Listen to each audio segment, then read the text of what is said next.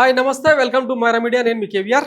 వైసీపీలో అంతర్గతంగా జరుగుతున్న రాజకీయం తర్వాత వరుసగా ఎదురవుతున్న పరిణామాలు ఇవన్నీ చూస్తూ ఉంటే ముఖ్యంగా కోటరీ అయితే కార్యకర్తలకు అధినాయకుడికి మధ్య గ్యాప్ పెంచారో ఇప్పుడు ఆ కోటరీలోనే కుమ్ములాటలు పెరిగి ఒక్కటొక్కటిగా వెలుగులోకి వస్తున్న సంగతి తెలిసిందే కదా. రీసెంట్గా విజయసాయి రెడ్డి గారు వైసీపీకి రాజీనామా చేసి వ్యవసాయం చేసుకుంటున్నా ఇక నాకు రాజకీయాలతో సంబంధం లేదన్న వ్యక్తి ప్రజలు కార్యకర్తలు కోరితే మళ్ళీ రాజకీయాల్లోకి వచ్చేందుకు సిద్ధం.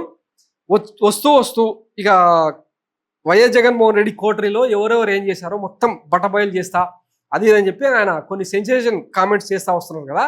దాంతోపాటు లిక్కర్ స్కామ్లో కూడా ఎట్లాంటి ప్రయోగాలు చేస్తూ ఉన్నారో చూసినాం కదా. రాజ్ కసిరెడ్డి తర్వాత ఈయన ఇన్వాల్వ్మెంట్ ఏంది వీటన్నిటి గురించి చర్చ జరుగుతున్న నేపథ్యంలో అన్ని పేర్లను నేను తెర మీదకి తీసుకొచ్చి చెప్తా, ఆ లిక్కర్ స్కామ్కు ఒక కంక్లూజన్ తీసుకొస్తా అని చెప్పి సెన్సేషన్ కామెంట్స్ చేస్తూ ఉన్నాడు అనమాట. ఈ నేపథ్యంలో సోషల్ మీడియాలో జరుగుతున్న దానికి క్షేత్ర స్థాయిలో జరుగుతున్న దానికి వైసీపీ కార్యకర్తలకు క్యాడర్కు కొన్ని నిజాలు చెప్పే ఉద్దేశంతో ఈ స్టోరీ చేయాల్సి వస్తుందన్నమాట. వాస్తవానికి సోషల్ మీడియాలో జరిగే డిస్కషన్కు క్షేత్రస్థాయిలో జరిగే డిస్కషన్కు ఏమాత్రం పొంతన ఉండదు.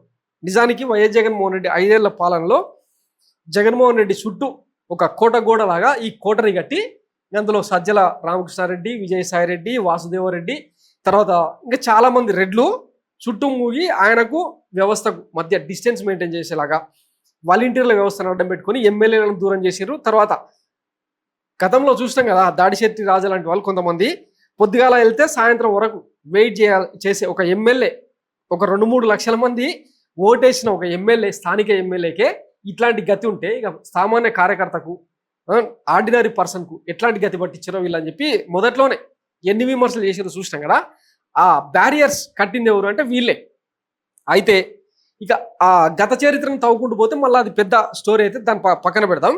కానీ వీళ్ళిద్దరిలో ఇప్పుడు చాలా డిస్కషన్ జరుగుతున్నది ఏంటంటే విజయసాయి రెడ్డి పెద్ద కల్ప్రిటు, ఈయన ఇప్పుడు విలన్గా మారిపోయాడు. ఇప్పటికీ సజ్జల రామకృష్ణారెడ్డి వైఎస్ జగన్మోహన్ రెడ్డితో పాటే ఉన్నాడు. మొన్న వేసిన ఏదో కమిటీలో ఆయనకి ఇంకా ప్రాధాన్యత దక్కింది. దాని మీద చాలా మంది క్యాడర్ అసంతృప్తితో కూడా ఉన్న సంగతి తెలిసింది. కానీ వాస్తవానికి ఈయన చేసిన డ్యామేజ్, ఎవరు విజయసాయి రెడ్డి చేసిన డ్యామేజ్ వైసీపీకి అంతా ఇంత కాదు. ఎందుకంటే ఉత్తరాంధ్ర ఇన్ఛార్జ్గా ఆయనను పెట్టినప్పుడు మొత్తం ఎక్కడికక్కడ గ్రూప్ రాజకీయాలను ప్రోత్సహించి స్థానికంగా లీడర్లను మొత్తం కొమ్ము కాస్తూ ఇంకా భూ పందేరము, భూ కేటాయింపులు, ఇంకా ఇవన్నీ పార్టీకి ఎంత నష్టం చేయాలో అంత నష్టం చేసింది. చాలామంది వైఎస్ జగన్మోహన్ రెడ్డి దగ్గరికి వచ్చి మొరపెట్టుకొని ఈయన కింద మేము ఉత్తరాంధ్ర ఇన్ఛార్జ్గా ఈయన కింద మేము పనిచేయలేము, ఉంటే ఆయన తీసుకోండి లేకపోతే మమ్మల్ని వదిలేయండి అని చెప్పి ఒక మాట చెప్పేసరికి ఈయన వైఎస్ జగన్మోహన్ రెడ్డి దగ్గర పిలుచుకొని మీరు ఉత్తరాంధ్ర ఇన్ఛార్జిగా రాజీనామా చేయండి, సైలెంట్ అయిపోండి అని చెప్పిన దానికి ఈయన అలిగి పార్టీకి రాజీనామా చేసి వ్యవసాయం చేసుకుంటా అని చెప్పి ఇప్పుడు బీజేపీలోకి వెళ్ళేందుకు బీజేపీ రాష్ట్ర అధ్యక్షుడు అయ్యే అవకాశం ఉందన్న చర్చ కూడా పెద్ద ఎత్తున జరుగుతూ ఉంది. వాస్తవానికి ఒక 3-4 దశాబ్దాల పాటు వైఎస్ రాజశేఖర రెడ్డి కుటుంబంతో ఆయనకుండే అనుబంధం ఎంత లాయల్గా, ఎంత కుటుంబ సభ్యుల్లో ఒకరిగా వ్యవహరించినో చూసినాం కదా. ఆయన మాస్టర్ మైండ్, ఆయన వేసిన స్కెచ్లు కేంద్రంతో, ఢిల్లీతో అండ్ రాష్ట్ర వైసీపీతో, వైఎస్ జగన్తో ఎట్లాంటి పరిచయాలను ఈయన పెంచి పోషించిండో అంతా తెలుసు. కానీ పార్టీకి క్షేత్రస్థాయిలో మాత్రం ఆయన చేసిన డ్యామేజ్ అంతా ఇంత కాదు.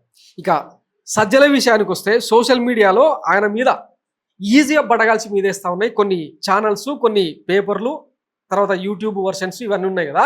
అలాగే కార్యకర్తలు కూడా పెద్ద ఎత్తున ఆయన ఇంకా సజ్జలు అంటారు, బిజ్జలు అంటారు, రాగులు అంటారు, ఈ ఏమో మిల్లెట్ గ్రూప్ అని, మిల్లెట్ బ్యాచ్ అని రకరకాలుగా ట్రోల్ చేస్తూ ఉన్నారు. అయినా కానీ ఎక్కడ కూడా ఆయన తొనికిసలు ఆడలేదు. ఇప్పటికీ వైఎస్ జగన్మోహన్ రెడ్డి ఆయననే నమ్ముతూ ఉన్నాడు. ఇంకొక చెవిరెడ్డిని ఇట్లా చాలామంది గ్రూప్లలో ఈయన కూడా ఒకరనమాట. అయితే ఈ సజ్జల చేసిన పనేంటి, క్షేత్రస్థాయి రాజకీయాలకు వస్తే సజ్జల ఎక్కడ నియోజకవర్గాల్లో కానీ అక్కడ రాజకీయాల్లో కానీ వేలు పెట్టింది లేదు. కేవలం జగన్మోహన్ రెడ్డి తలలో 4లా వ్యవహరించింది తప్ప ఎవరైనా ఎమ్మెల్యేలు లేదంటే పార్టీ పై స్థాయి నాయకులు వస్తే జగన్మోహన్ రెడ్డి కలిపేయడం, ఆ వ్యవహారాలన్నీ చక్కబెట్టడం, ప్రతిరోజు వైఎస్ జగన్మోహన్ రెడ్డి ఆలోచనలు కానీ వ్యవస్థకు సంబంధించి, సంక్షేమ పథకాలకు సంబంధించి, పాలనా వ్యవహారాలకు సంబంధించి ప్రజలకు ఏమైనా చెప్పాల్సి వస్తే సజ్జల రామకృష్ణారెడ్డి డెలివరీ చేసేవాడు. ఇది చాలా మందికి నచ్చలేదు. అయితే గీతే సీఎం చెప్పాలి కానీ సీఎం పేరుతో షాడో సీఎం నువ్వేంది అన్న కోణంలో ఈయన మీద పెద్ద ఎత్తున అసంతృప్తి రాజుకున్న సంగతి తెలిసిందే కదా.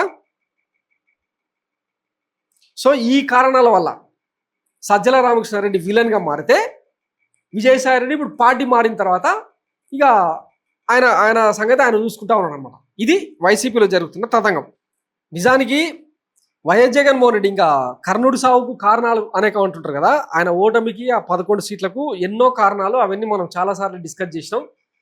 ఈ కోటరీ ఎంత ముంచిందో, తర్వాత వాలంటీర్ వ్యవస్థ ఎంత ముంచిందో, స్థానికంగా ఎమ్మెల్యేలు కూడా ఎంత పెద్ద ఎత్తున వ్యతిరేకంగా పనిచేశారు. ఇవన్నీ ఉండగానే ఐపాక్ టీంను నమ్ముకొని సంగనాగిపోయిండు వైఎస్ జగన్మోహన్ రెడ్డి అన్న చర్చ అయితే పెద్ద ఎత్తున జరిగింది. ఎందుకంటే నిండా 30 ఏళ్ళు నిండని ఐఐటిఎన్స్, మంచి మంచి చదువుకున్న వాళ్ళు, టాలెంటెడ్ అని చెప్పి వాళ్ళ మీద డిపెండ్ అయ్యి చేసిన పాపానికి ప్రయోగానికి ఈ గతి పట్టిందనమాట.